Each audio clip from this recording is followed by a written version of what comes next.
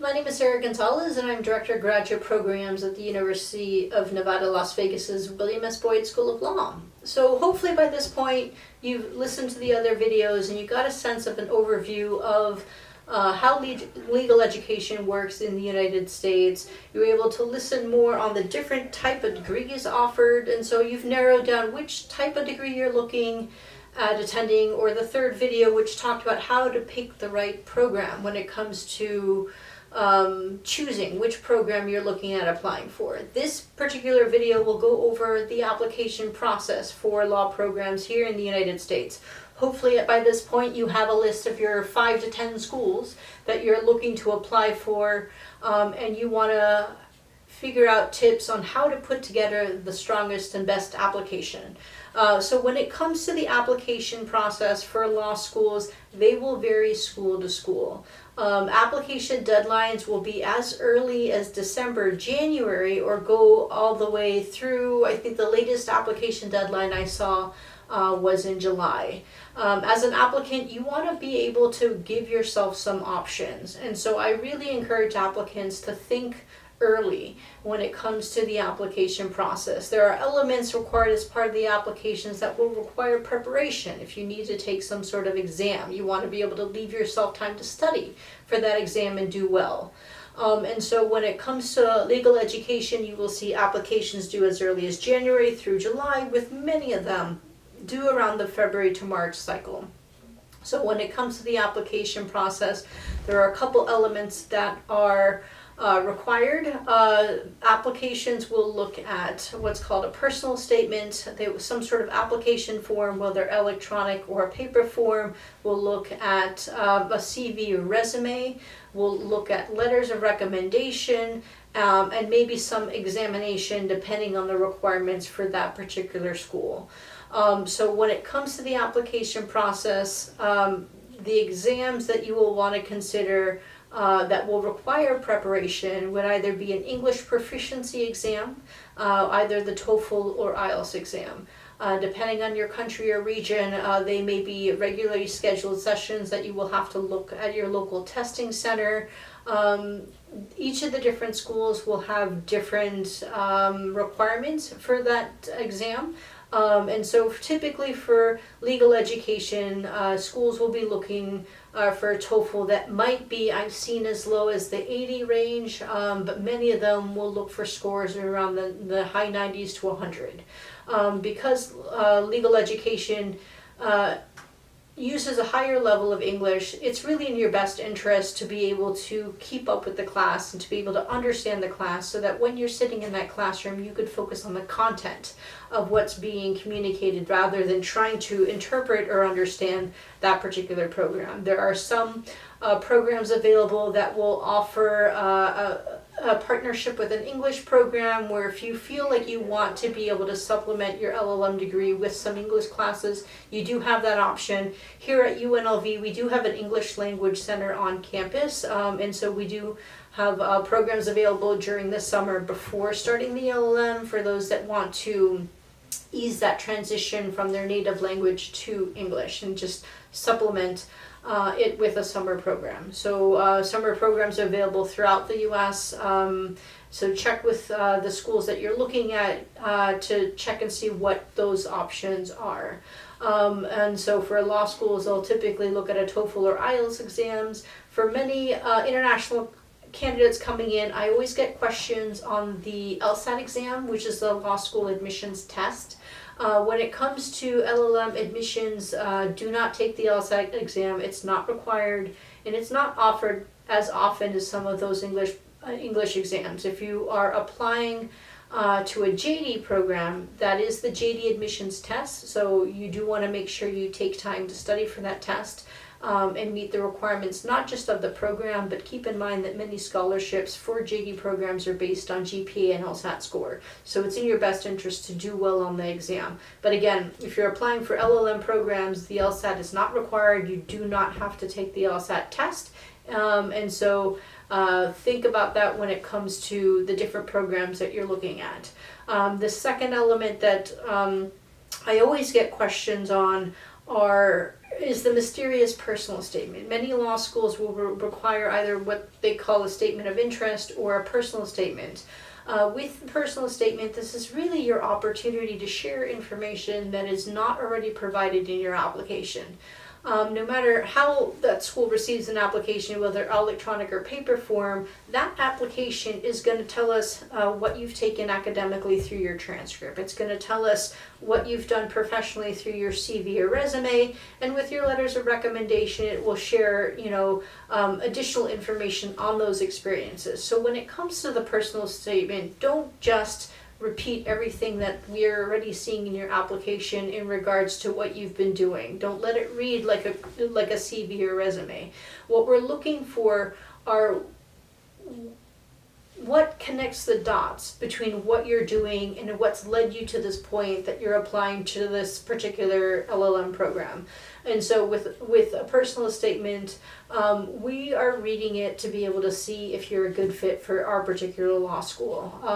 Do you have a particular interest in our area of specialization, or our institutes, or whatever elements that are unique about our law school? And so if I'm reading this personal statement to see if you're going to be a good fit for the law school, it's in your best interest to really write it to show how you're a good fit in the law school. Do your research and look at the different courses available, or the faculty that you want to connect with or study under, and really spell out how you're going to be a particularly good fit for that specific law school. You may be applying to 5 to 10 schools, and you may have a similar storyline in regards to what made you interested in becoming a lawyer and what you're hoping to do and what you're trying to accomplish, but make changes to that personal statement so it reads to be particular to, that school that you're applying for. With that being said, make sure that you're also double checking your work, because I will still receive personal statements that talk about how that student will be a great fit for XYZ University, but it's the name of another school. So do your work and double check your work to make sure that it reads and you're submitting the right personal statement to the right university. With the personal statement, we again want to get a better sense of what are your motivations, what's led you to the point that you're applying to our program, what are you hoping to accomplish, what are you looking to do after the program, and how you think this particular LLM program will help you achieve that goal. And so look at what your career goals are, your motivations. Make sure that you polish and proofread, and that you are going through and making sure that that personal statement reads well. Especially for non-native speakers, that personal statement is also our ability to get a better sense of your writing abilities.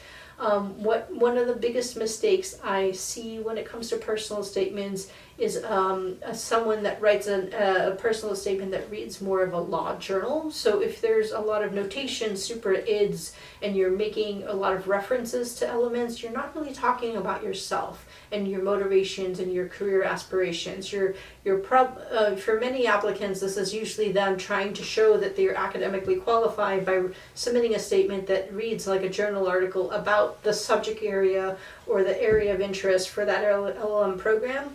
If that's the case, then many programs will take a writing sample. Submit that essay or some journal that you had published in that particular area of law as a second writing sample, but don't miss the opportunity in that personal statement to really share your story, what's led you to this point, why you're interested in our particular program. The other element that can be very powerful within the admissions process are your letters of recommendation. Be very strategic in regards to who you're choosing for your letters of rec.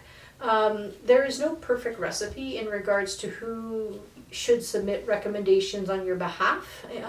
Really, for a young candidate coming in, I'm going to expect a lot of professors or internship supervisors that are submitting those letters of recommendation. If you've been out in the field for 20 plus years, to get a recommendation from a faculty member from 20 years ago is not as important as getting one from a client where you did a really good job, if it's in a particular instance, or a supervisor or colleague you work with. But with the letters of recommendation, we are trying to get a better sense of your professional experience, work experience, or your internship or academic experience.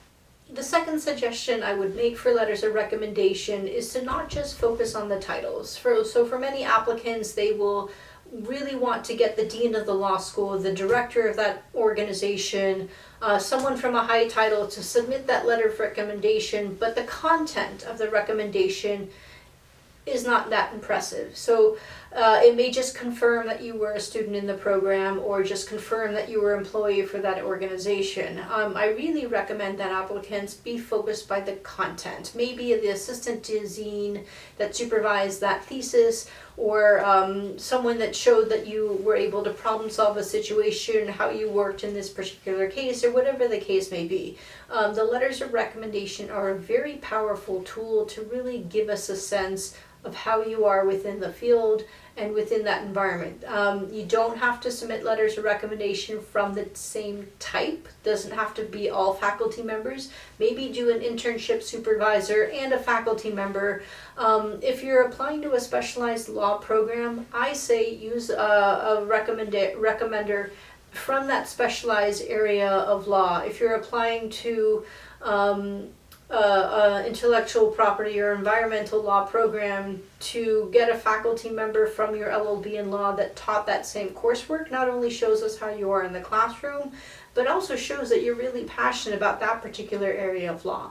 And so really look at letters of recommendation as really an opportunity for you to really show your interest in that particular program specialization through what you have done professionally or what you have done academically.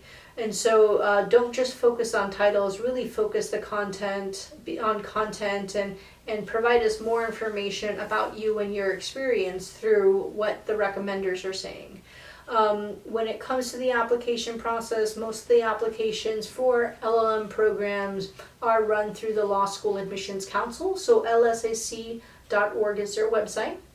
For JD programs, all applications are run through LSAC. So you'll have to create identity through the JD portal for LSAC to apply to JD programs. For LLM programs and other master's or doctrinal programs, applications are available through LSAC through the LLM and other programs portal. These are two different portals. So if you are submitting materials and you accidentally put materials into the JD portal and not the LLM, LSAC will require that you submit it again, most likely pay fees again to apply through the right portal. So do make sure that you pay attention and that you're submitting materials to the right branch under LSAC. One element that can delay an application will be the evaluation process. So for many law schools, that receive applications from foreign degree programs, they will require that you go through an evaluation process. Check the law school that you're applying for. Many of them, most will accept the LSAC's evaluation process. And some will accept alternative evaluation agencies, but every school is going to be different on which ones are approved for their particular institutions. The evaluation process really provides the law school and your admissions committee with a really better understanding of how well you did in law school, as well as the accreditation of the law program that you attended. There are a variety of grading systems from all around the world, and for an admissions committee to see that you are a French applicant that received a B+ in your different grading systems, how we view that in the US would be an okay student, but what they don't understand is that is a really good grade within the French legal system, and the evaluation process really puts that into perspective, where the admissions committee can really get a better understanding of how well you did in law school as compared to some of the other law programs. And so keep in mind this does take 2 to 3 weeks, depending on your law school, where you went to school, and some of the requirements. You do want to make sure you do this first. So when it comes to looking at the timeline for the application process, I always recommend submit your transcripts first to the law schools so that can happen, and go through the evaluation process as you go together and piece together your personal statement, pull together your CV resume, and work on the letters of recommendation, so that by the time the evaluation is complete, you then have taken those 2 to 3 weeks to actually put together your application, and that is ready as well. One additional element that may come into play when it comes to English proficiency is I'm seeing, and I've done this for, I don't know, 5-6 years now, a trend of incorporating more of an interview process when it comes to English proficiency exams. That school may require a certain level of TOEFL or IELTS exam, but don't be surprised if the school follows up with a interview via a web chat or a Skype or whatever platform, or telephone even, simply because many admissions professionals realize that the English proficiency exams are great indicators, but doesn't necessarily translate into how well you'll do in the classroom. So I've been doing interviews with applicants for years now, just because an applicant can test really well and submit a really good score that meets the requirements, but when it comes to face-to-face conversation, book learning is different from the actual engagement of the English language. And the intent of the exam is to make sure that the student can be able to be successful in that classroom environment. On the flip side, I have also seen applicants that get nervous, they get sick, something happens during that exam and the score is not quite where they want it to be. And so the interview process provides an opportunity to make an exception to the English requirements based on that conversation, because typically in a web conference or a Skype, I can test both written language as well as verbal language in the interview process. When it comes to choosing the schools that you're going to submit those applications for, you will see a variety of options, from private programs to public institutions that will really vary in tuition costs. That will go from maybe $19,000 US all the way to 60. I think the highest I saw was maybe 62,000 or so US dollars. Don't look at the price tag when it comes to the application process, because many of the private schools will actually offer a number of scholarships that make them competitive to some of the public institutions. So make sure you give yourself opportunity. The cost to apply is really not that much. When you've already gone through the evaluation process, you're just submitting the additional application fee to apply. Give yourself some options. And apply to a variety of schools so that you have a variety of options available to you when it comes to then choosing the right school.